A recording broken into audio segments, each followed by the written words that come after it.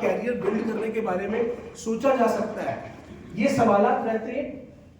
हाँ जी, इन 2-3 सवालों पे, 4 सवालों पे हम शॉर्ट में बातचीत कर लेते हैं, क्योंकि ये जो कंटेंट है ये बहुत हैवी लोडेड कंटेंट है और मैं आपके हाफ प्रिपेयर माइंड को नहीं देना चाहता, क्योंकि वो फायदा नहीं होगा। आपके जो कुछ सवालात हैं इंडस्ट्री के बारे में, शॉर्ट में चीजों को समझते हुए, वो चीज को कवर करते हुए, खासकर क्योंकि नए लोग बैठे होते, पहले एक बार बीओपी कर लेते हैं। ठीक है सर? चलेगा? Yes sir. चलेगा सर?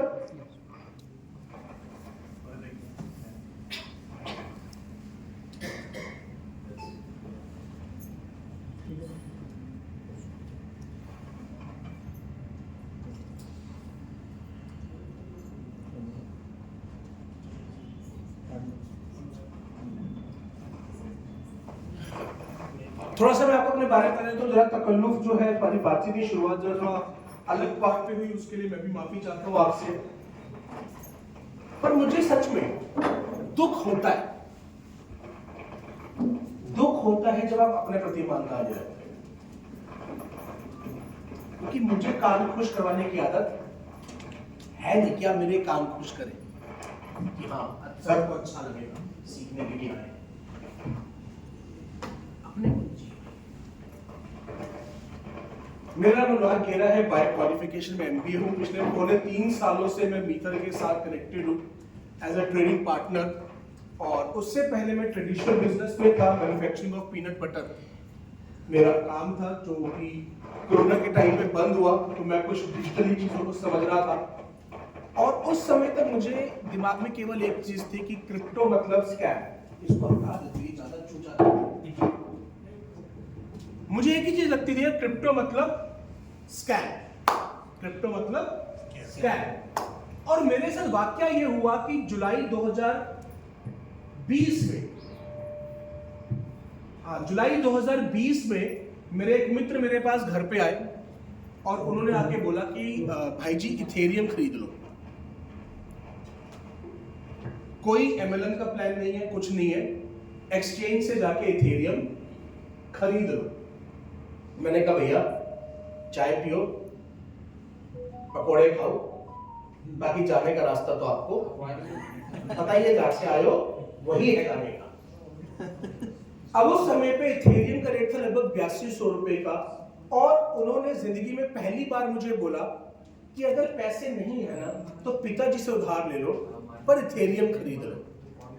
पर मैं शायद अपनी समझ में ज्यादा था, बीइंग एन एमबीए, और मैंने कहा, और जितनी मेरी जानकारी थी, जिन सोर्सेज से, अपने को एक ही बात समझ में आती थी, क्रिप्टो मतलब यहाँ पे होना ही स्कैम। क्योंकि एक सवाल का आंसर मुझे कोई कर नहीं पाता था। जो भी मैं मिलता था मैं उसे एक ही सवाल पूछता था, तुम कहते हो ये करेंसी है, क्रिप्टो करेंसी, तो भैया अगर तेरी जेब में रखा हुआ 2000 का नोट कल को 20,000 का हो सकता हो, तो क्या तुझे खर्चेगा? तो आंसर इज नो। और अगर 200 रुपए का रहता तो आज निकाल देगा। तो करेंसी की तो परिभाषा ही नहीं लागू होती इसके ऊपर।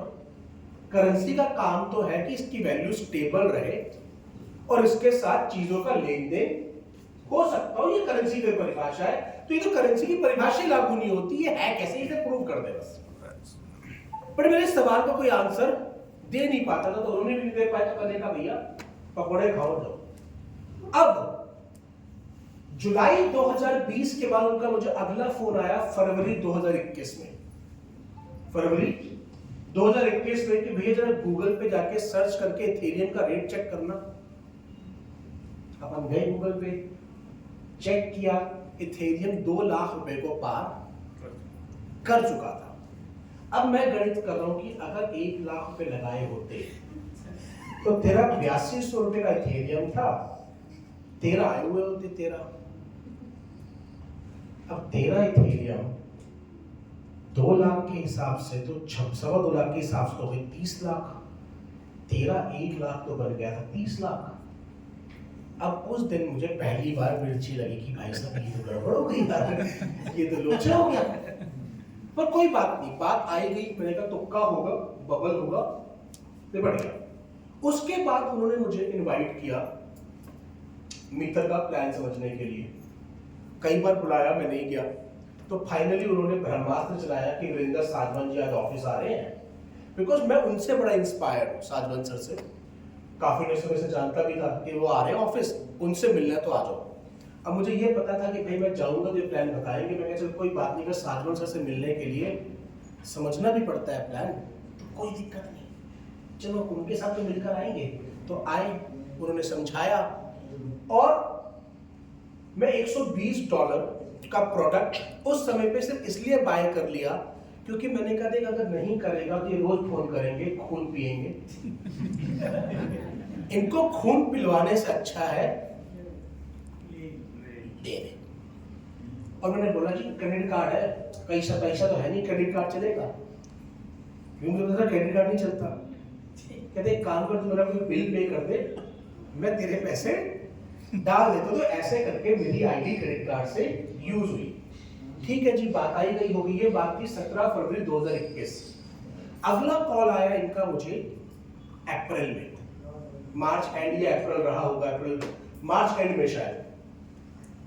और उन्होंने बोला कि भाई हमारे को अपने प्रोजेक्ट की पीपीटी डेवलप करवानी है इंडियन माइंड के हिसाब से, क्योंकि जो कॉर्पोरेट से आई हुई है वो इंडियंस को इतनी समझ में आती है, तो तू बना दे। अब ये मेरा सब्जेक्ट है कि अब अगर मुझे पीपीटी बनानी है तो मैं कीड़ा हूं, मैं बिना पढ़े नहीं बना सकता। अब वो कमी है मेरी। तो मैंने अगले 15 दिन 3-3, 4-4 घंटे इस सब्जेक्ट को पढ़ना स्टार्ट कर कि आखिर कहानी क्या है। और एक ही सवाल पूछकर कि अगर अनुराग गेरा ने इस बात को खुद अनुराग गेरा को समझाना हो तो क्या समझाएगा? क्योंकि बात है भाई, तो क्या समझाएगा?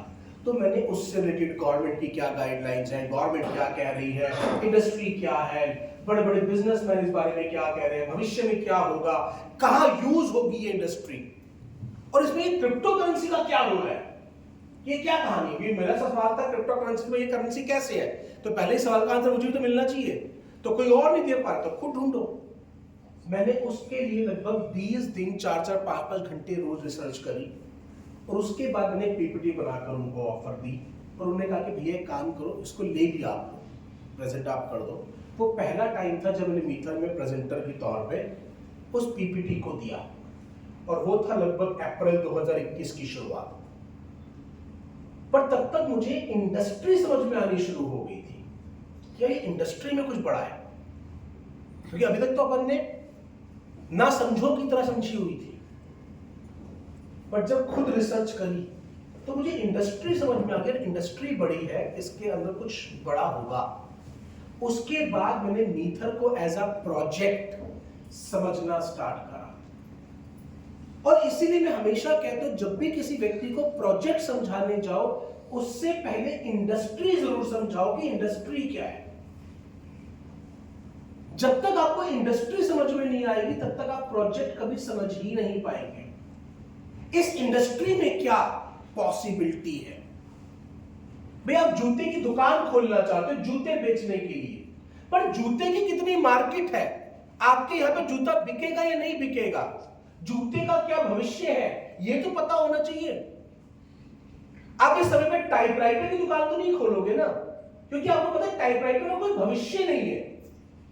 तो जब आप एक चीज की दुकान खोलने जा रहे हो तो आपको उसकी दुकान का भविष्य पता होना चाहिए। भाई इसका भविष्य क्या है, मैं कहां जाऊंगा इस पे चल के रास्ते में। तो तब मुझे मीथर एज अ प्रोजेक्ट मैंने समझना स्टार्ट किया और 13-14 अप्रैल 2021 को मैंने और साजवन सर ने पहली कंपनी जो ऑर्गेनाइज कर रही थी, उससे पहले 1-2 एलटीपी एकलव्य जी की टीम में हो चुकी थी। कंपनी ने जो पहली एलटीपी जो स्टार्ट करी वो मैंने और साजवन सर ने मिलकर ली कसौली में 13-14 अप्रैल 2021 को। और तब से हमारा एसोसिएशन शुरू हुआ और तब से हम दोनों एज अ ट्रेनिंग पार्टनर मीथर के साथ कनेक्टेड है और वो रोल और वो हमारा पार्टिसिपेशन इंप्रूव होता चला गया। तो वहां से चीजें की शुरुआत हुई। तो आज मैं आपके साथ सबसे पहले यही बात करने वाला हूं कि मीथर एज अ प्रोजेक्ट क्या है, ये किस इंडस्ट्री में है, इसका अभी हमारे बीच में टी ब्रेक वगैरह है क्या? सीधा बात नहीं है। कितने बजे? 2:30 बजे है ना, तो 2:30 बजे रख लीजिए। आधे घंटे में इस मुद्दे पे बातचीत कर लेंगे, क्योंकि मैं अभी आपको बीओपी के पर्सपेक्टिव से चीजें सारांश में समझा देता हूं। उसके बाद कुछ अहम चीजें, उसके बाद एक बड़ी बात करेंगे, चलेगा? परमिशन है ना? गुड। तो वहां से मुझे समझ में आना स्टार्ट हुआ। तो सबसे पहले हम थोड़ा सा समझ लेते कि बीओपी में हमारी बातचीत में कि भाई किसी भी सवाल को जब आपने करना हो तो 3-4 सवालों का आंसर देना बहुत जरूरी होता है समझने के लिए, अपने लिए, कि भाई ये इंडस्ट्री क्या है और इसका क्या भविष्य है, एक। दूसरा, इस इंडस्ट्री में जिस कंपनी को मैं समझने आया हूं, जिस प्रोजेक्ट में मैं समझने आया हूं, उसकी क्या यूएसपी है, उसकी क्या स्टेबिलिटी है। क्योंकि बहुत सारे लोगों ने सुना हुआ है कि भाई फलाफला कंपनी आई, भाग गई, फलाफला कंपनी आई और भाग गई, ऐसा सुने?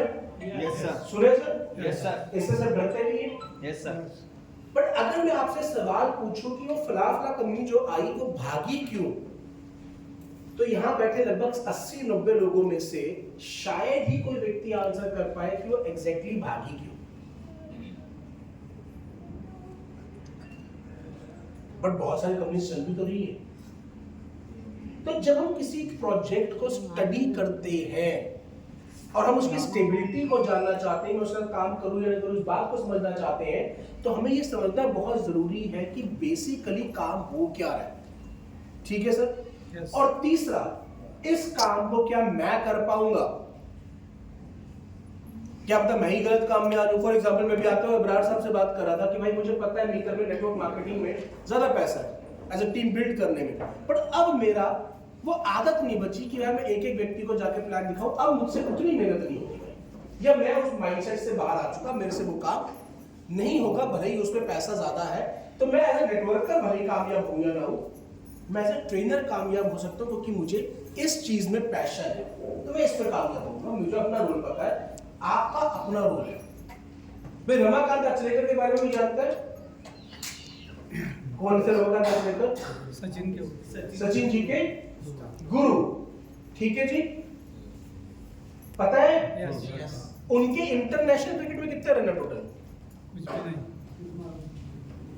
सचिन तेंदुलकर जो गॉड ऑफ क्रिकेट है, वो अपना गॉड जिसको मानते हैं, उस व्यक्ति के इंटरनेशनल क्रिकेट में कितने रन है? ठीक ठाक होने चाहिए।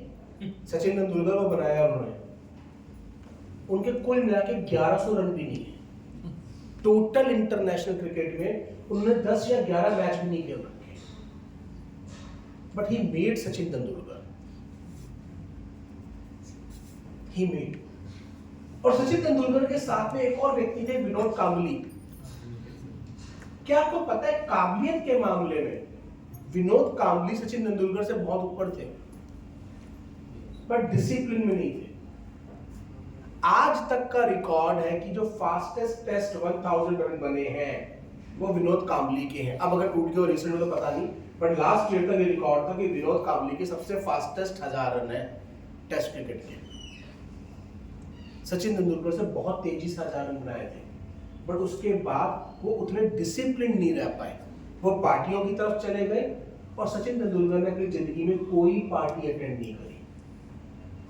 सचिन तेंदुलकर ने बस एक पार्टी अटेंड करी, जिसकी शर्त यही थी कि आप कॉन्ट्रैक्ट साइन कर रहे हैं, बट आपको केक कटिंग पे आना पड़ेगा। वो आए, केक कट करा, मुंह मीठा करा, और उसके बाद सीधा बाहर। वो पार्टी में रुके नहीं, वो डिसिप्लिन। सचिन तेंदुलकर के बारे में बोला जाता है कि अगर वो मुंबई में है, अगर वो मुंबई में है तो आप सुबह के 4:30 बजते देख लो और सचिन तेंदुलकर को वानखेड़े में एंट्री करते देख लो। सचिन तेंदुलकर घड़ी लेट हो सकती, सचिन तेंदुलकर लेट नहीं होएगा। अगर घड़ी 4:30 नहीं दिखा रही और सचिन तेंदुलकर आ गया है तो 4:30 हुए, फिर घड़ी खराब है। ये बात उनके बारे में बोली जाती है। आज भले ही विराट कोहली ने सचिन तेंदुलकर के रन को पीछे कर दिया, बट विराट कोहली को गॉड ऑफ क्रिकेट नहीं बोला जाता, ना कभी बोला जाएगा। क्यों? क्योंकि सचिन तेंदुलकर ने जिन समय में, जिन प्लेइंग कंडीशंस में, जिन नियमों के बीच में 50 सेंचुरीज बनाई है, 100 सेंचुरी बनाई है, अगर वो नियम पे वो आज खेल रहे होते, या जो नियम आज है उसके अकॉर्डिंगली खेल रहे होते, तो उनके 250 होती। इसलिए वो गॉड ऑफ क्रिकेट है और विराट कोहली नहीं है। क्योंकि अब रूल्स बड़े आसान हो चुके हैं कि 25 ओवर के बाद बॉल बदल दी जाएगी, तो फिर नई बॉल में फिर चौके छक्के लग सकते हैं, ठीक है ना। रिवर्स स्विंग नहीं हो रही बॉल की, क्योंकि बॉल पतली हल्की नहीं हो रही तो रिवर्स स्विंग नहीं हो रही। उन्होंने उस समय पे बनाए हैं कि सर्कल में कितने लोग खड़े होंगे, बाहर कितने खड़े होंगे, उसके अकॉर्डिंगली उन रूल्स के हिसाब से उन्होंने 100 सेंचुरी बना रखी है। तो अगर वो रूल्स हटा दो और आज उस रूल्स में खिलवा दो तो सचिन तेंदुलकर 250 सेंचुरीज पे होगा। ये सचिन तेंदुलकर की काबिलियत है, और वो आपके महाराष्ट्र से ही है। और महाराष्ट्र के तो नाम में ही महा है, तो जो भी करो बड़ा करो भाई। नाम की तो इज्जत रखो कम से कम, ठीक है ना। यस। कल बड़ी अच्छी कहानी किसने सुनाई थी शनि महाराज और लक्ष्मी जी के लिए। ये आपस में क्या हुआ कि पूछा कि भाई शनि ज्यादा अच्छा है या लक्ष्मी ज्यादा अच्छी है, केवी सुनाने सर ने। तो ब्रह्मा जी ने बोला तुम जरा चल के जाओ, तो शनि जी को चलते हुए जाके बोला कि जाओ, और लक्ष्मी जी को बोला जाओ और फिर वापस आओ। तो कहते हैं कि भाई शनि जाता हुआ अच्छा लग रहा था और लक्ष्मी आती हुई अच्छी लग रही थी, दोनों ही अच्छे हैं अपने अपने केस में। शनि जब जा रहा था तो अच्छा लग रहा था, और लक्ष्मी जब आ रही थी तो अच्छी लग रही थी। सेम वे सर, आपके अंदर काबिलियत है, और मैं केवल आपके साथ शुरुआत इस मुद्दे पे इसलिए करी कि अगर आपका मीथर का दिल नहीं ठुकता तो कुछ और करो, पर अपने परिवार के लिए कुछ बड़ा करो। जरूरी नहीं है कि मीथर को, मैं अपना बता रहा हूं सर, मेरे पिताजी मुझे पिछले 10 सालों से बोल रहे हैं तो उल्टा ठग ले, पर तुझे कामयाबी मिलेगी तो ट्रेनिंग में मिलेगी। क्योंकि वो इकलौता ऐसा धंधा है जहां पर तुझे अपनी अठन्नी कमाने के लिए दूसरे का रुपया डुबाने की जरूरत नहीं है, और मुझे मेरा खून पता है, और मैं उनकी बात नहीं मानता था। मैं अभी भी ट्रेनिंग मजबूरी में आया हूं कि कुछ और नहीं मिल रहा करने के लिए, तो चलो इसी से शुरुआत करते हैं दोबारा से। मैं आना नहीं चाह रहा, बट यहां पर आके मुझे कामयाबी। तो मैं आपको ये बताना चाहता हूं कि मैंने अपनी जिंदगी के कई साल सेल्स और बिजनेस को बिल्ड करने में लगाए, और मैं फेल होता आया। रीजन बीइंग क्योंकि बिजनेस को बिल्ड करने के लिए सिर्फ प्रोडक्ट का माहिर होना जरूरी नहीं है, और बहुत सारी चीजें आनी चाहिए आपको। मैं सेल्स का मास्टर हूं, सेल्स बहुत अच्छी कर सकता हूं, मुझे सामने बिठाओ, बट बिजनेस को रन करने के लिए, बिजनेस को मैनेज करने के लिए, जैसे इवेंट है, मैं इवेंट में आके बहुत अच्छा सकता हूं, बट इवेंट को मैनेज करना, वक्त पे माइक लगना, वो मेरी काबिलियत इतनी नहीं। यार मुझे बोलोगे यार कर लो, मेरे बस की है ही नहीं। लैपटॉप मुझे कोई बोलते जरा इसको थोड़ा सा ठीक कर ले, तो मुझे कुछ नहीं पता उसके अंदर। तो सेम वे, अगर आज आप मीथर में हो तो आज एक डिसीजन लेके जाना, या तो सिर्फ मीथर करूंगा या नहीं करूंगा, बीच में मत लटके रहना मेरे भाई। और ये फैसला आप ले सकते हो आज। क्यों ले सकते हो? क्योंकि यहाँ पे कई शादीशुदा लोग बैठे होंगे और कई खुश बैठे होंगे। कितने शादीशुदा और खुश हैं? तुम आप नहीं खुश? आपने हाथ नहीं खड़ा किया? नहीं बैठे तो आपने, मैंने सिर्फ आदमी की थोड़ा बात करी, लेडीज से किसने नहीं उठाया। खुशी की चाबी तो मेरे हाथ में रहती है, मतलब सिर्फ जेंट्स ने उठाया, लेडीज ने किसने नहीं उठाया। मैं देख रहा हूँ, कोई मतलब नहीं। अरे खुशी तो हम डिसाइड करेंगे कितना खुश होंगे। कभी भी मुझे कोई पूछता है कैसे हो, मैं जैसा शादीशुदा आदमी हो सकता है, कसम से उससे में कुछ हो भी नहीं सकता। जैसे बीवी रखती है वैसे ही होता हूं मैं, ठीक है ना। और मेरी बीवी बहुत अच्छी है, मैंने कई बार बताया, अच्छे मूड में होती तो मेरे को बल देती है, बुरी में होती मेरी बलि देती है, पर रहती मेरे साथ है भाई। ये झगड़ा करने के लिए पर हमेशा साथ रहती है। तो ये निर्णय आप क्यों ले सकते हो? क्योंकि जब एक अरेंज मैरिज के दौरान लड़का लड़की आपस में मिलते हैं तो 15-20 मिनट, आधे घंटे की मुलाकात होती है, और उसके बाद हमें डिसीजन लेना होता है यस या नो, इससे शादी करनी है या नहीं करनी। अब उस एक डिसीजन पे जिंदगी आबाद या बर्बाद हो सकती है। अगर वो डिसीजन आपका सही रहा तो आबाद हो जाएगी, और जिसका डिसीजन गलत हुआ उसकी बर्बाद। तो अपनी जिंदगी का जब इतना बड़ा डिसीजन तुम आधे घंटे की मुलाकात के बाद ले सकते हो, तो मीथर के साथ आपको आगे चलना है या नहीं चलना, इसका डिसीजन 3 घंटे की मुलाकात के बाद लिया जा सकता है, अगर तुम लेने वाले बनो तो। Yes sir. सिंपल। और मेरी केवल एक ही ख्वाहिश है आप चाहिए, मैं बीओपी में भी यही बात बोलता हूँ, डिसीजन लो। और डिसीजन का मतलब हाँ नहीं होता, डिसीजन का मतलब डिसीजन होता है। डिसीजन ले लिया कि भाई अब इसके बाद पलट के पीछे नहीं देखूंगा, तो नहीं देखूंगा यार। जो सवालात हैं, जो मन में क्वेश्चन है, जो सवाल डाउट है, उसके लिस्ट बनाओ, जितनी है पूछ के जाओ, एक बारी में निपटा के जाओ। पानी बार बार ठंडा गर्म मत चेक करते रहो, बट एक बारी में डिसीजन लो, नापो। बिल्ली और कुत्ते का मैंने एग्जांपल कई बार दिया है कि कुत्ता सड़क पे आपको मरा हुआ मिलेगा, बिल्ली नहीं मिलेगी, जबकि दोनों जानवर है।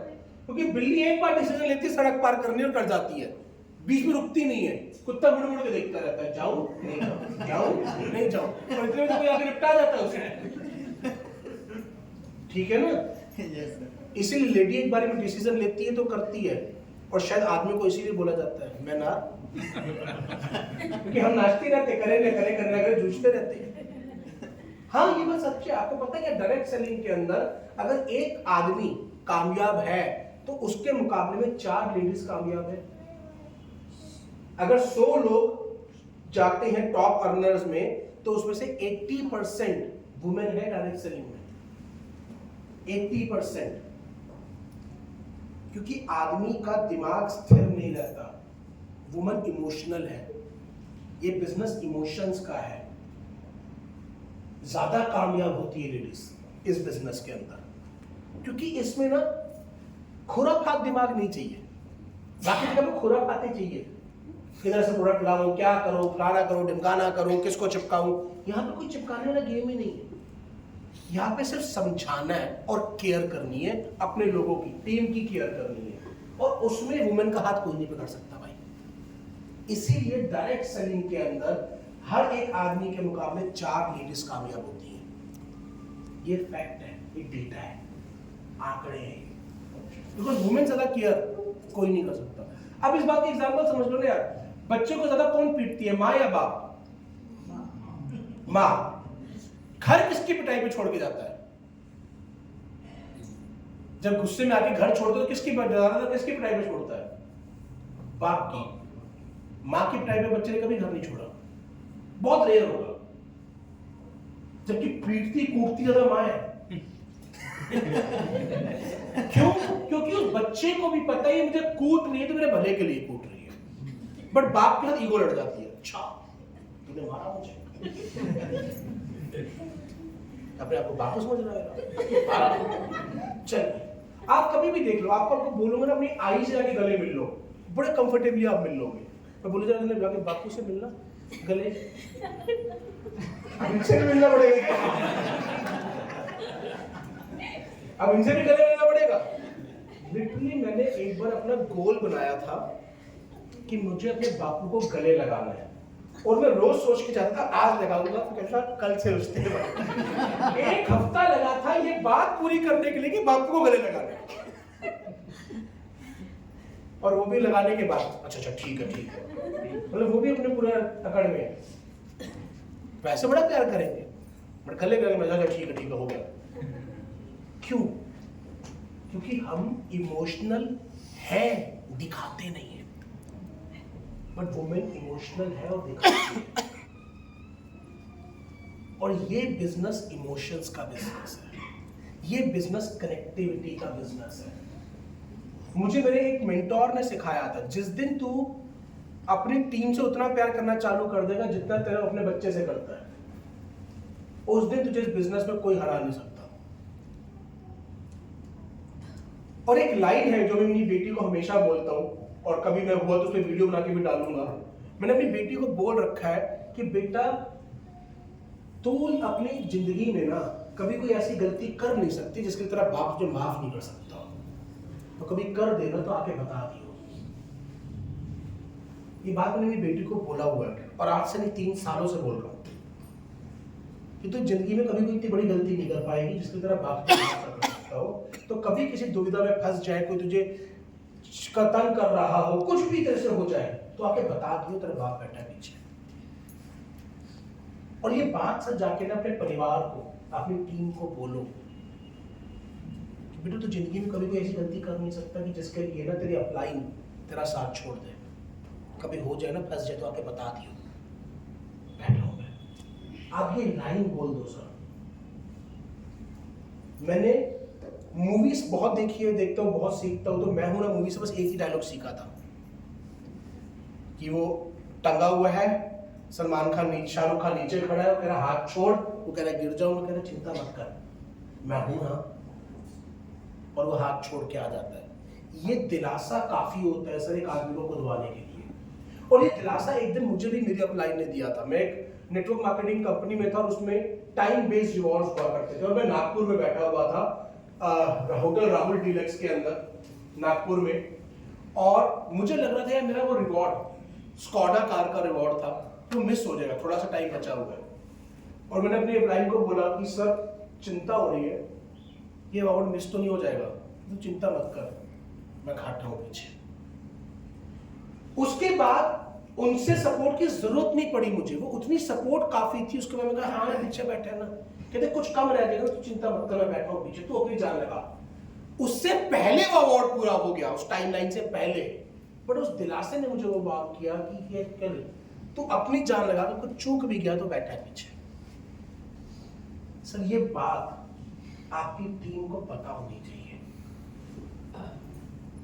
ये बात जब आप किसी को प्लान देने जाते हो ना, ये पता होनी चाहिए कि आपको, और मैं कल तो नहीं शोकेस कर पाएगा, आज पॉसिबल हुआ और यहाँ पे अलाउ किया, तो मैं आपको आज टीम बिल्डिंग की बड़ी तगड़ी वीडियो दिखाऊंगा, जो मैंने शायद 2 दिन वाली ट्रेनिंग में दिखाई देगा, पॉसिबल हुआ तो, हालांकि टाइम आज कम है। तो सबसे पहले सर हम चीजों को समझ लेते हैं।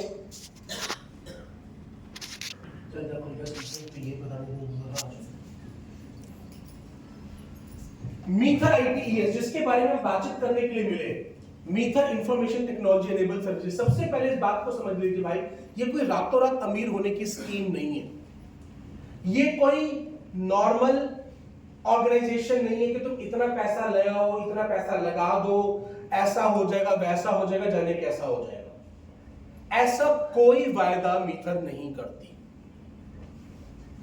मीथर मनी डबलिंग स्कीम नहीं है।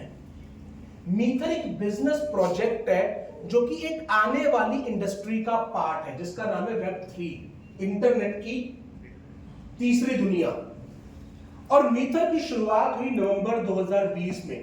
21 नवंबर 2020 को मीथर ITES, मीथर इंफॉर्मेशन टेक्नोलॉजी एनेबल्ड सर्विसेज की शुरुआत हुई, और ये एक प्रोडक्ट और सर्विसेज ड्रिवन कंपनी है। ये कंपनी Web3 के प्रोडक्ट और सर्विसेज को डेवलप कर रही है, और उसके बारे में अपनी कम्युनिटी को बिल्ड कर रही है, एजुकेट कर रही है। और आप इस प्लेटफॉर्म पर लोगों को इस इंडस्ट्री के बारे में, प्रोडक्ट और सर्विसेज के बारे में एजुकेट करके अपनी कम्युनिटी को बिल्ड कर सकते हो। ठीक वैसे ही जैसे एक व्यक्ति ने इंस्टाग्राम पे बिल्ड करा, एक व्यक्ति ने फेसबुक पे बिल्ड करा, एक व्यक्ति ने यूट्यूब पे बिल्ड करा, किसी ने टेलीग्राम पे बिल्ड करा। आपने अपनी अपनी कम्युनिटी, अपने अपने चैनल्स को बिल्ड किया, और उसके ऊपर जो भी रेवेन्यू जनरेट हो रहा है उसका एक पार्ट आपके साथ डिस्ट्रीब्यूट किया जाता है। यूट्यूब क्या कर रहा है, आपने वीडियो बना के डाली, उस वीडियो के ऊपर जितने व्यूज आए उससे कुछ रेवेन्यू जनरेट हुआ ना यूट्यूब का, उसके ऊपर जो एड चली उससे कुछ रेवेन्यू जनरेट हुआ, उस रेवेन्यू का एक पार्ट वो आपके साथ शेयर कर रहा है। जब आप YouTube की वीडियो जाके देखते हो कि आपको कुछ मिलता है? नहीं। किसको मिलते हैं? जिसने वीडियो वो बनाई है। और उसमें भी एक कंडीशन है कि आप कब कमाओ पाओगे, जब आपके पास कम से कम 1000 सब्सक्राइबर्स और 4000 घंटे का वॉच टाइम कंप्लीट हो चुका होगा। जब आप उस दायरे को पार कर जाओगे उसके बाद आप एलिजिबल होगे, यानी कि तब तक का जो भी काम आप कर रहे हो वो समाज सेवा है यूट्यूब के लिए। 4000 घंटे की मजदूरी और 1000 की कम्युनिटी ये आपने समाज सेवा कर दी है। यानी कि वो सभी चैनल जिनके ऊपर 500 500 700 700 या 999 सब्सक्राइबर्स भी हैं और जिनके पास 3900 घंटे का वॉच टाइम है, वो सब मुफ्त की मजदूरी यूट्यूब ने आपसे करवाई है, केवल आपको एक मौका देने के लिए। कई लोगों ने सामने से सुना रखा होगा, चैनल डालते भी होंगे उसमें कुछ, पर हमारे 1000 नहीं हुए, 4000 घंटे पूरे नहीं हुए। तो वो क्या है? वो जो वक्त मैंने लगाया, जो एनर्जी मैंने लगाई, वो 900 लोगों तक जो मैंने पहुंचाया, वो सब क्या है? वो आहुति है। एक मौके को डिजर्व करने की कीमत मैंने पे करी है। या मैं बोलूं, एक बिजनेस में एलिजिबल होने के लिए, यूट्यूब एक बिजनेस है और यूट्यूब के बिजनेस को बिजनेस के तरीके से आदमी करता है, शुरुआत भले अकेला करे, पर वो क्या है? वो सारी एलिजिबिलिटी क्राइटेरिया है। तो जब आप मीथर में आते हैं सर, तो मीथर में आने के लिए आपको कोई सर्विस या प्रोडक्ट बाय करना है, मगर मीथर में बिजनेस करने के लिए ये ट्रेनिंग्स वही एलिजिबिलिटी क्राइटेरिया पूरा करती है। मीथर में आना बहुत सिंपल सी बात है, पर मीथर में कमाने के लिए आपको सीखना पड़ेगा सर। तो मीथर एक ऐसी इंडस्ट्री में काम करे जिसका नाम है Web3। अब हमारे को शुरुआत हुए 3 साल हो गए और उसके पीछे जो सबसे बड़ा रोल है वो है हमारी मैनेजमेंट का।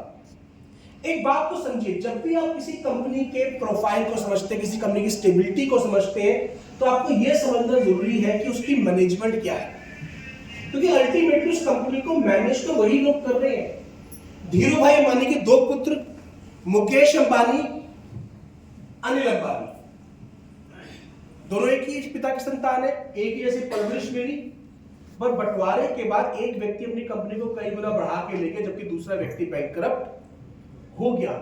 फर्क क्या रहा? उसकी मैनेजमेंट के डिसीजंस का। मुकेश अंबानी ने सही डिसीजन लेता चला गया, कामयाब हो गया। अनिल अंबानी ने गलत डिसीजंस लिए, नाकामयाब। इससे कोई फर्क हुआ होगा? क्या उसके पास पैसे की कमी थी अनिल अंबानी के पास? नहीं, सोच और विजडम का फर्क था। एंड 99.9% लोग इस बात को इग्नोर कर देते हैं। जब हम किसी प्रोजेक्ट को समझने जाते हैं, पहली बार पूछते हैं प्लान समझा? प्लान। हमें कोई मतलब नहीं है उस कंपनी को मैनेज कौन कर रहा है, वो कंपनी करना क्या चाहती है। हमें फोकस है प्लान पर। इस बात को समझिए, अगर आपका प्रोडक्ट अच्छा हुआ और मार्जिन कम भी हुए तो भी पैसा कमा जाओगे, पर अगर प्रोडक्ट किसी काम का नहीं है तो भले मार्जिन अच्छा हो, कुछ समय के बाद वो बंद हो जाएगा। किसी भी कंपनी को जानने और समझने और परखने का जो सबसे इंपॉर्टेंट पैरामीटर है, और ये मैं आपको 1-2 ट्रेनिंग में और भी बताया है, ये बहुत इंपॉर्टेंट पैरामीटर है। अपने आप से पूछिए कि अगर इस प्रोडक्ट में से कंपनसेशन प्लान को हटा दिया जाए, इस प्रोडक्ट में से, इस कंपनी में से कंपनसेशन प्लान को हटा दिया जाए, तो भी क्या इस प्रोडक्ट को, इस सर्विस को मैं खरीद लूंगा इसी दाम पे? If the answer is yes, तो ये कंपनी और ये प्रोजेक्ट करने योग्य है। क्यों? आज आपने जो शर्ट खरीदी है, क्या वो शर्ट खरीदी है या उस शर्ट को आगे 5 लोगों को बताओगे तो पैसा आएगा इसलिए खरीदी है? क्या दुकानदार वाले ने बोला अरे भाऊ शर्ट का कपड़ा क्या देख रहे हो, छोड़ो ना, 5 को बताओगे ना, 5 को पहनाओगे तो तुम्हारी वाली फ्री? ऐसा हुआ क्या? नहीं। जो फोन आपने खरीदा, क्या उसने बोला क्या कि फोन के क्या फीचर देख रहे हैं भाई, प्लान देख, प्लान 3 को बिकवा, 1 तेरा फ्री? ऐसा हुआ क्या? नहीं। हम प्रोडक्ट से सेटिस्फाई हुए और हमने बिना पैसों के भी मार्केटिंग करी है जब हम प्रोडक्ट से सेटिस्फाइड हुए। चैलेंज नेटवर्क मार्केटिंग में उस दिन शुरू हुआ जिस दिन प्रोडक्ट की बजाय प्लान बिकने चालू हुए। जब लोगों ने कहा प्रोडक्ट छोड़, साइड कर, प्लान बता, तो फिर प्लान लुक्रेटिव होना शुरू हो गए, प्रोडक्ट किसी काम का नहीं बचा। और at the end of the day ये प्रोडक्ट है जो आपकी दुकानदारी चलाएगा, प्लान कभी दुकानदारी नहीं चलाता, प्रोडक्ट चलाता है, ये प्रोडक्ट दिखता रहता है। तो जो सबसे इंपॉर्टेंट चीज होती है समझने के लिए कि भाई ये कंपनी करना क्या चाहती है, और मैं टी के बाद वाले सेशन में आज ये पूरा डिटेल में समझाऊंगा कि हम क्या करने वाले हैं, क्या करना चाहते हैं, पैसा कैसे आएगा, भाई क्या करने वाली है कंपनी। तो अगर आपको कंपनी की स्टेबिलिटी समझनी तो आपको ये समझ में आना चाहिए कंपनी करेगी क्या। और मैंने और कुछ नहीं समझा था, मैंने यही बात समझी थी, करना क्या चाहते हो। ये जो हजूम खड़ा करोगे इससे करवाना क्या है, किसी का सर तुड़वाना है या किसी का घर तुड़वाना है या घर बनवाना है, करना क्या चाहते हो हजूम को इकट्ठा करके। और अगर आज आपको मैं वो बात समझा पाया, ऊपर वाले ने मुझे वो काबिलियत दी, और मैं आपको कुछ ऐसे रूल्स देख के जाऊंगा कि आप कहीं पे भी अप्लाई करो वो रूल्स सच्चे पैदा होंगे, आप गलती नहीं खाओगे। और ये रूल भी अपना लेना कि भाई इस प्रोडक्ट को प्लान हटा, यहां बात कर। और अगर आपको कोई अपलाइन, कोई व्यक्ति चुनना हो ना, इस बात पे चुन लेना कि वो बात किस पे करना है, प्लान पे, वो अपनी कंपनी की स्ट्रेंथ पे बात कर रहा है या कंपनी कितना बांट रही है उस पे कर रहा है। 50 की बजाय 45% डिस्ट्रीब्यूशन होगा तो भी चल जाएगा। 100 में से 99 लोगों को डिस्ट्रीब्यूशन समझ में भी नहीं आता। मैं एक बार एक बहुत सीनियर लीडर के साथ बैठा था, एक एलोवेरा वाली कंपनी के साथ, और उन्होंने से मैंने पूछा कि आपकी कंपनी कितना डिस्ट्रीब्यूट करती है, 83%। मैंने कहा बाबूजी होश में आओ, 32% का डिस्ट्रीब्यूशन है। कहता नहीं, मैंने कहा अप्लाइन से फोन करो, 5 अप्लाइन लग गई बताने के लिए कि हाँ 32% का है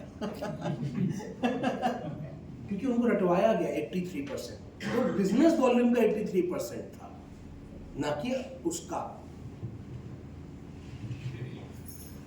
तो सबसे पहले आपको ये पता होना चाहिए कंपनी करना क्या चाहती है। अब हम जब बात करते हैं हमारी कंपनी Web3 की, हमारी कंपनी की जो मैनेजमेंट होती है, ये के बारे में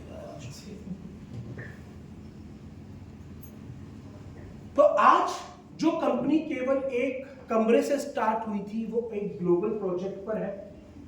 लगभग 25 लाख लोग इसका पार्ट बन चुके हैं और ये अभी ग्रोइंग स्टेज में है। क्यों ग्रोइंग स्टेज में है? क्योंकि वो एक ऐसी इंडस्ट्री का पार्ट है जो कि आने वाले वक्त की इंडस्ट्री है। वेब 1 सबसे पहले जब इंटरनेट शुरुआत हुआ और अब हम खड़े हैं वेब 3 के दहलीज के ऊपर। हम किसका पार्ट है सर? वेब 3 का, इंटरनेट के तीसरे वर्जन का हम पार्ट है। वेब 1 में क्या हुआ, जब इंटरनेट आया तो इंटरनेट केवल एक अखबार की तरह था, केवल एक अखबार की तरह था। उसके ऊपर आप कुछ कंट्रीब्यूट नहीं कर सकते थे, आप जाके कुछ बता नहीं सकते थे। जब इंटरनेट आया तो आप और मैं जाके उसके ऊपर कोई इंफॉर्मेशन नहीं डालते थे, जो इंफॉर्मेशन डली होती थी हम केवल उसको पढ़कर वापस आ जाते थे। यानी कि हम इंटरनेट में केवल कंज्यूमर थे।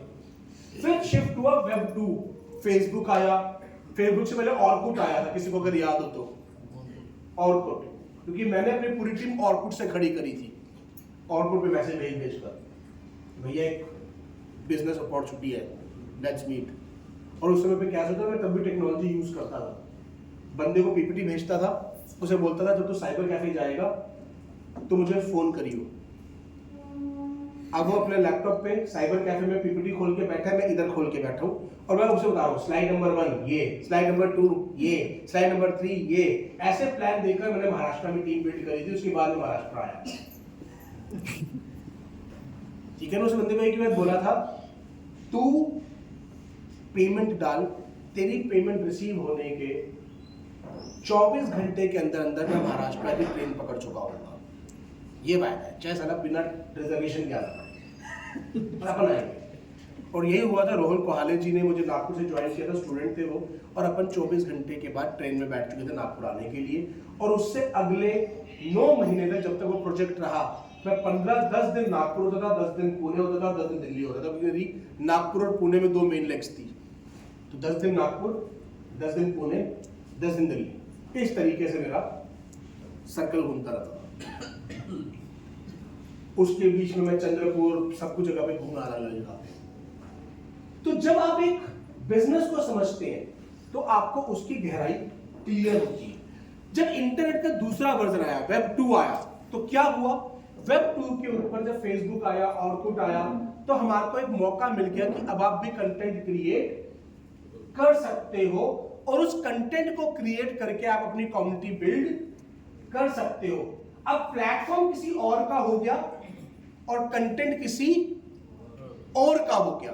प्लेटफॉर्म किसी और का हो गया, कंटेंट किसी और का हो गया। आप कंटेंट को क्रिएट कर रहे हो और डाल किसी और के प्लेटफॉर्म पे रहे हो। आज डेली बेसिस पे YouTube पे इतनी वीडियोस अपलोड होती हैं, उनमें से YouTube कितनी करता है? बहुत कम, बहुत कम।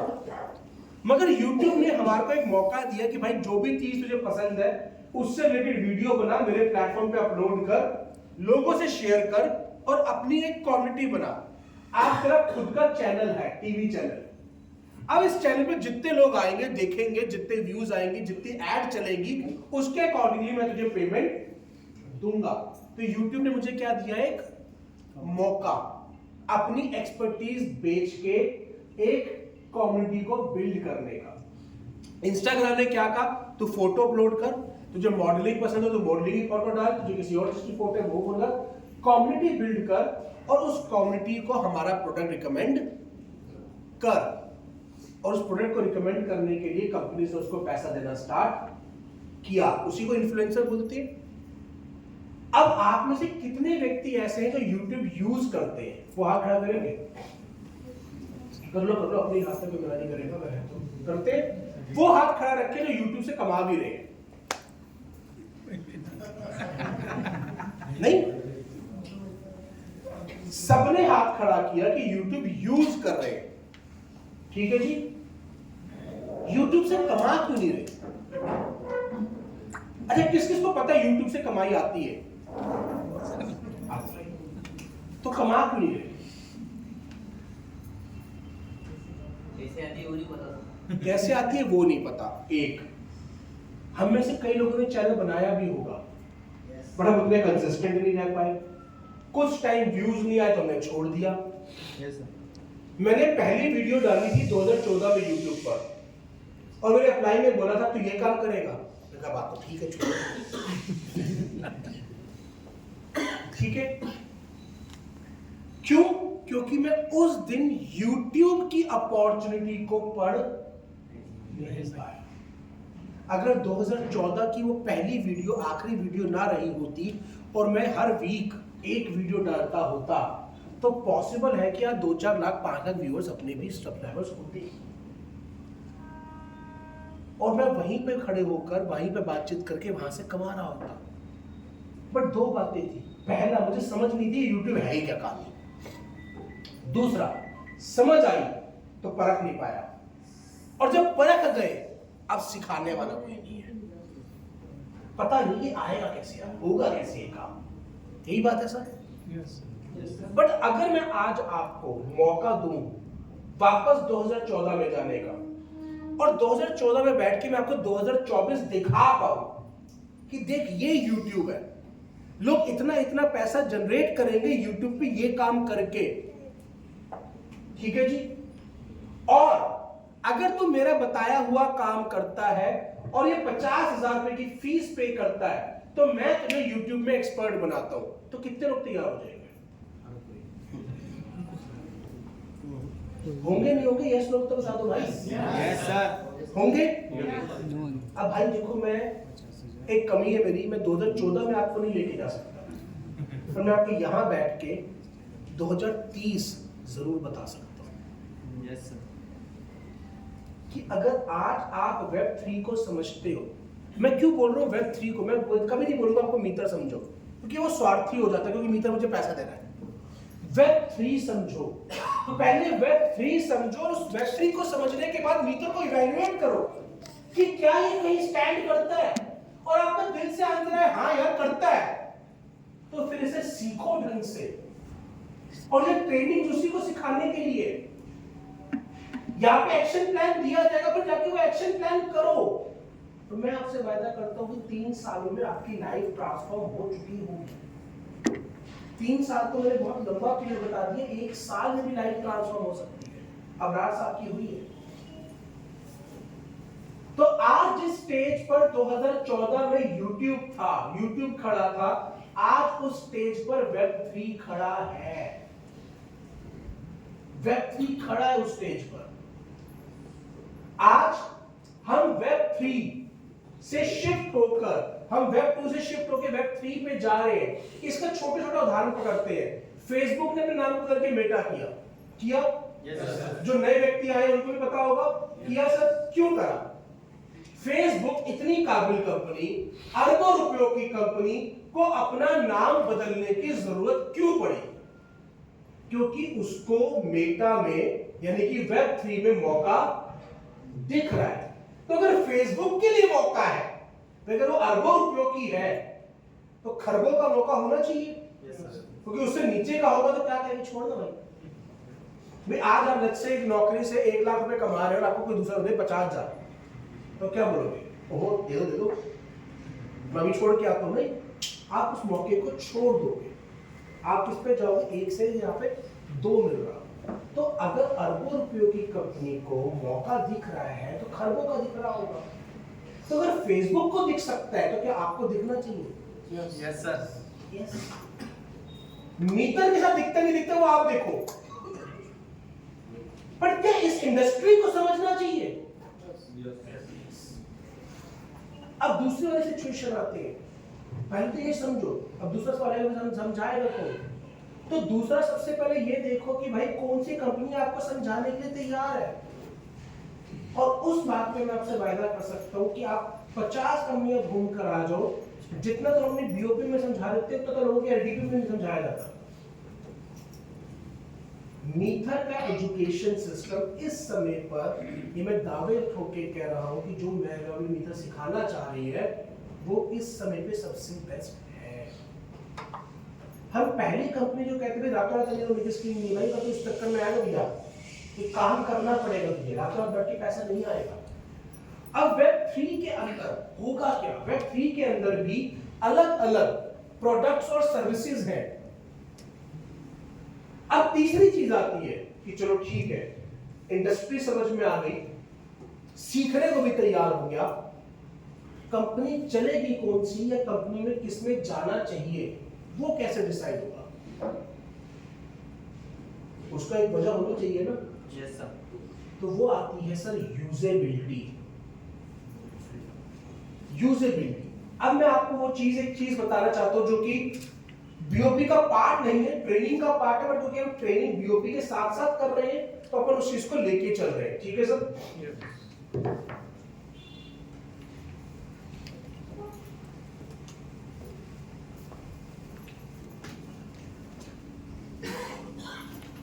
ये बोर्ड सबको दिख रहा है? यस। पक्का? हाथ खड़ा करो जिसको सबको दिख रहा है, और जिसने हाथ नहीं खड़ा करा उसे मोती बन के आगे चेक करवाओगे। और क्या, जब भी हाथ में खड़ा करेंगे तो क्या करेंगे?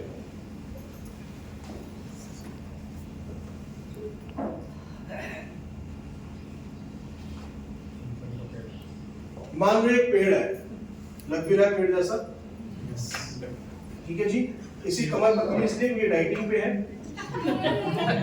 आजकल वैसे भी 0 फिगर का शौक चल रहा है लोगों को, ठीक है जी। अब मुझे एक बात बताएं, इसके ऊपर लेट्स से फल लग गया, लगा सर? Yes sir. मान लेते लग गया, आम समझ लो, टमाटर समझ लो, कुछ भी समझ लो, लग गया, ठीक है जी। इस पेड़ पर इस फल पे पत्थर मारने वाले या इस फल को खरीदने की इच्छा रखने वाले लोग कब आएंगे? जब फल लगेगा। जब फल लगेगा। एग्री करते हैं? Yes sir. एग्री करते हैं? Yes sir. जिस किसान ने इस पेड़ को उगाया उसको यह फल कब दिखा होगा? बीज डाला था। जिस दिन उसने बीज डाला उस दिन बीज ही तब डाला जब उसको ये फल दिख चुका है। अगर नहीं दिखा होता तो बीज फल डलता ही नहीं। बिल्कुल राइट सर। उसका गोल सेट है। उसका विजन सेट है सर, उसको दिख रहा है। एग्री करते हैं? यस ठीक है जी। 1 साल बीत गया, पेड़ इतना हो चुका है यहां तक, ठीक है जी। क्या इस समय फल आ चुका है? नहीं। पर बीज डालने के कंपैरिजन में इस पॉइंट पर इस पेड़ की कीमत बढ़ चुकी है या घट चुकी है? बढ़ चुकी है। एग्री करते हैं सारे? जो नए लोग भी हैं एग्री करते हैं सर? ओके। पर क्या ये सेब आ गया, फल आ गया इस पे? 2 साल बीत गए, 3 साल बीत गए, पेड़ हो गया इतना। अब इसकी कीमत इस पोजीशन के मुकाबले बढ़ चुकी है या घट चुकी है? बढ़ चुकी है। पर क्या सेब आ गया है या फल आ गया है? Yes sir. 7 साल बीत गए, पेड़ इतना हो गया, कीमत बढ़ चुकी है या घट चुकी है? बढ़ चुकी है। बढ़ चुकी है। सेब आ गया? नहीं सर। 10 साल हो गए, पत्ते आ गए,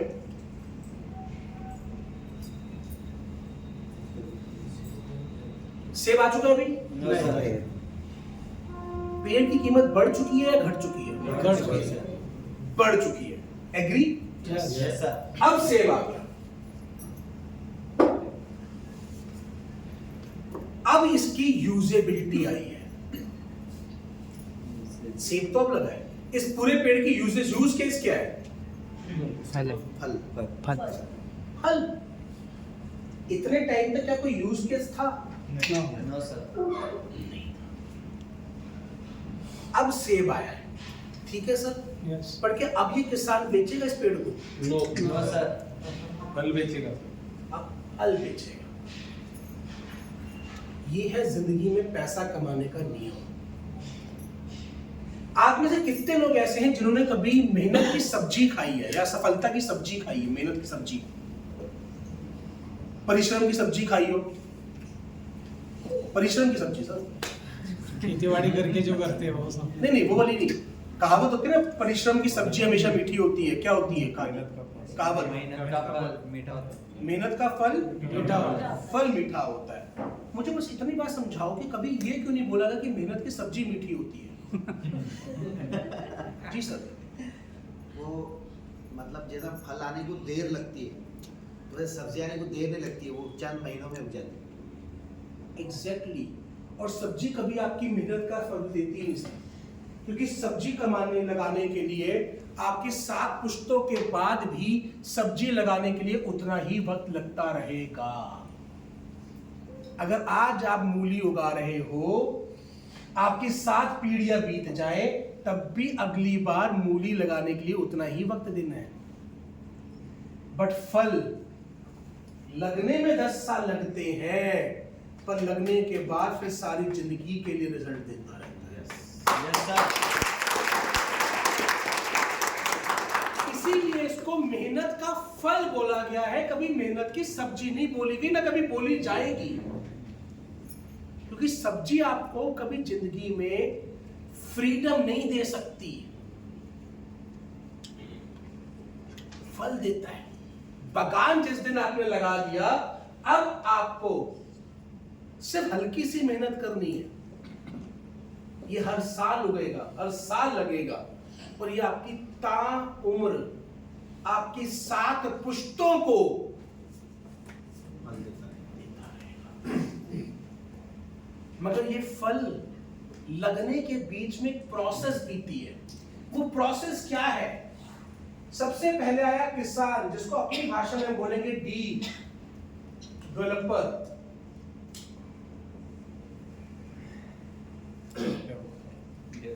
किसान, डेवलपर। यस जिस दिन आप फेसबुक पर आए थे, फेसबुक के ऊपर आए, जिस दिन आप फेसबुक पर आए, उससे पहले भी क्या कोई फेसबुक पे था? यस, मार्क जुकरबर्ग और उसकी टीम, वो क्या थे? डेवलपर। डेवलपर के बाद आता है आई,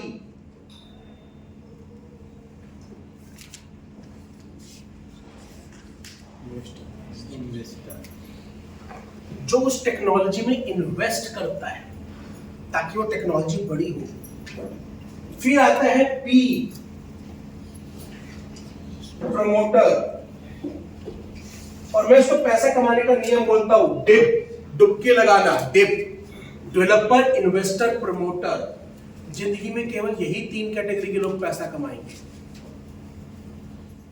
सबसे बड़ा डेवलपर, फिर इन्वेस्टर, फिर प्रमोटर।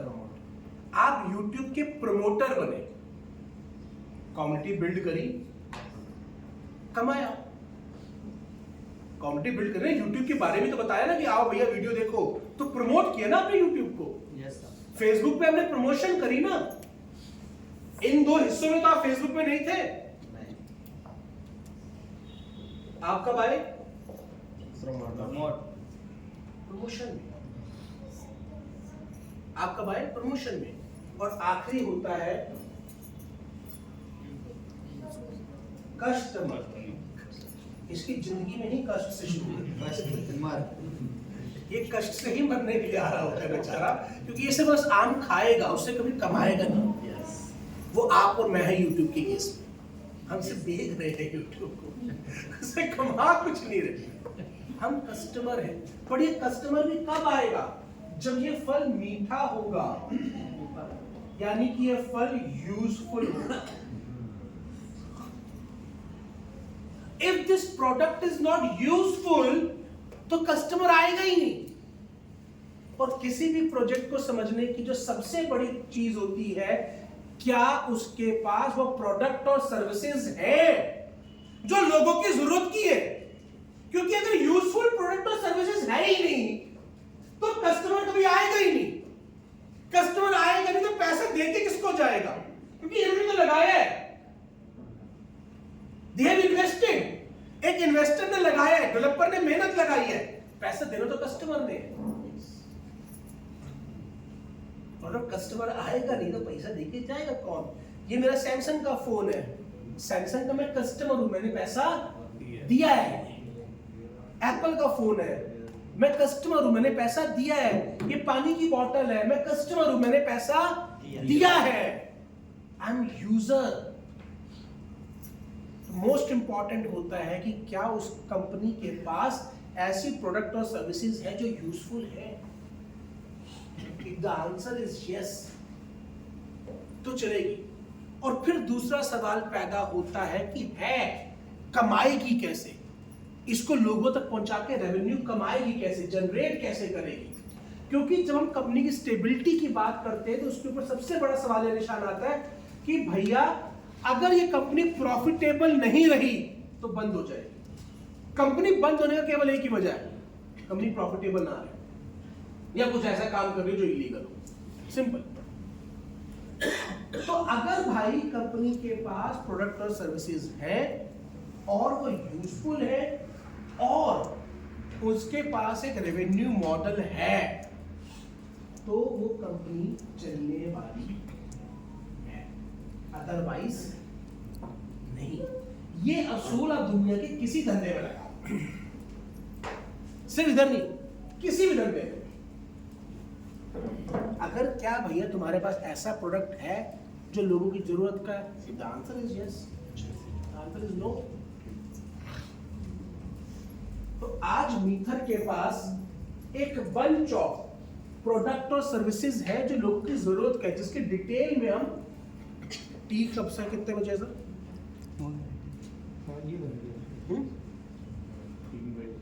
3 बजे है ना, उसके बाद सब आगे वापस या जब घर जाएंगे?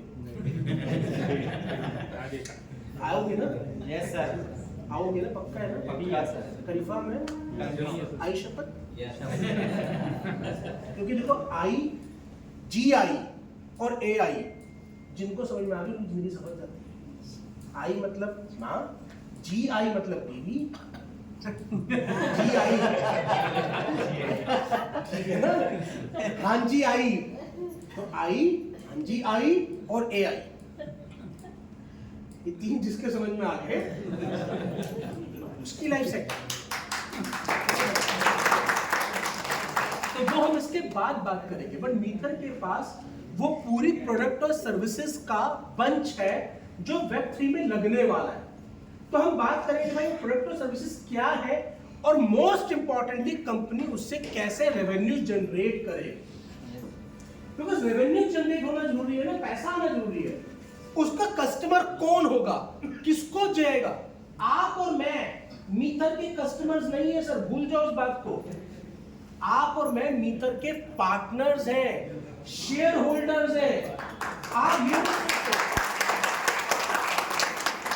आप और मैं मीथर के प्रोडक्ट यूजर्स आज बने हैं, बट जो मीथर की मेन टेक्नोलॉजी है उसके कस्टमर नहीं है, वो कुछ और है, वो बेस कुछ और है जिसको हम टी के बाद समझेंगे। बट आज मीथर वो प्रोडक्ट और सर्विसेज को लेके चल रहा है, ठीक है सर। ये सारे सर पोर्टफोलियो जिसको हम बाद में समझते हैं। एक चीज जो आपको समझना है, हम जिस मार्केट में हैं उसके नियम, इसको डिटेल में मैं आपको टी के बाद समझाऊंगा। बट एक बात आप समझो कि जो फाइनेंशियल मार्केट है उसमें उतार चढ़ाव लगा रहा था, लगा रहेगा। क्यों?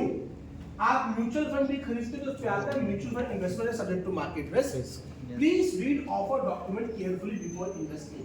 सबसे सेफ है बैंक अकाउंट, सेविंग्स अकाउंट। पर क्या आपको पता है अगर प्रभु ना करे आपके अकाउंट में 50 लाख रुपए रखे हो और वो बैंक डूब जाए तो आपको कितने पैसे मिलेंगे? जीरो। हाँ जी, जीरो। कितने मिलेंगे? 1 लाख रुपए रहेंगे नहीं सर, 10 लाख। नहीं सर, कितने सर उसका 9 लाख में 1 लाख रुपए up to 5 lakh. Up to 5 lakh का क्या मतलब है? बैंक में जितने शेयर होल्डर मतलब अकाउंट होल्डर्स बैठे हुए हैं उनके पास कितना कितना पैसा था। तो लेट्स से कंपनी के बैंक को पास जो लौटाने के लिए केवल 100 रुपए। अब उन 100 रुपए के हिसाब से पॉइंट वैल्यू कैलकुलेट होगी कि भैया टोटल 1000 करोड़ रुपए रखा था, अब लौटाने के लिए है सिर्फ 100 रुपए। तो 1000 करोड़ में से आपके कितने हैं? आपके हैं जी 1 लाख। तो 1000 करोड़ या 100 crore divided by 1 lakh, 1 lakh divided by 100 crore, तो पॉइंट वैल्यू आ गई। वो point value multiply by 100 crore का पैसा आपको दे दिया जाए उसी रेशियो में। भाई आपके अकाउंट में 1 लाख रखा है, इनके में 2 रखा था, मेरे में 5 रखा था, किसी में 20 रखा था, व्यू टू के चंद इतना ही है, तो इसी में से लौटाना है। इसीलिए वो अप टू 5 लाख है और किसी भी केस में 5 लाख से ऊपर नहीं, इससे नीचे रह सकते, वो अप टू 5 लाख है। पहले वो केवल 1 लाख रुपए हुआ करता था, अप टू 1 लाख रुपीज, अब बढ़ के अप टू 5 लाख रुपीज हो गए। तो क्या रिस्क उसमें है? बट फिर आपको क्या बात समझने की जरूरत है कि क्या इसका रेवेन्यू मॉडल स्टेबल है? क्या ऐसी कंपनीज में या जो ये काम कर रही है इससे पहले किसी ने प्रॉफिट कमाया है? पर आप इस बात को भली भांति समझिएगा कि आप और मैं एफिलिएट मार्केटिंग में जो प्रोडक्ट और सर्विसेज बाय करके कंपनी के पार्टनर बन रहे हैं वो कंपनी का प्रॉफिट मॉडल नहीं है।